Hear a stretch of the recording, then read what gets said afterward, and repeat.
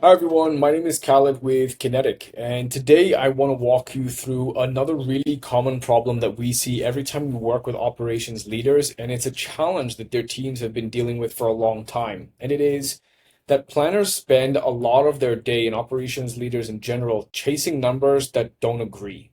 And it impacts not only the organization's performance, but the team's confidence to solve problems. So I want to walk you through how people are dealing with this today and how you can solve it in your organization. So firstly, what does this problem look like? Well, numbers don't agree. And what I mean by that is you may have situations, and we've seen this numerous times, where ERP shows your inventory and open orders as of the last sync. The shop floor tells a completely different story. And in fact, you have work in progress that is somewhere in the system that isn't reflected. So you have a planner who calls a warehouse to confirm what's actually available, and another fellow who is walking or talking to people on the shop floor to actually understand where a job actually stands today. And by the time either of them have a clear picture, the window to intervene has already passed.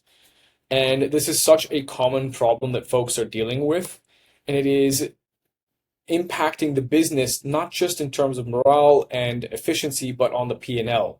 So your planner capacity, of course, is consumed by reconciling, not actually planning for maximizing production. Number two, your decisions are made on stale data because there isn't a better option at the moment. Interventions are made too late, which leads to lost productivity, which directly impacts the P&L. And the shortage wasn't necessarily in the right place at the right time, even though it was visible in the data. You end up having the same conversations every week because there isn't anything unifying the process to make it change. And finally, the senior planners are doing lookup work that shouldn't require their judgment. Now, what does it look like and how can we start to engineer a better way of doing things? Well, number one is a singular source of truth that is reconciled automatically, bringing together ERP, shop floor, and warehouse data all connected in one place.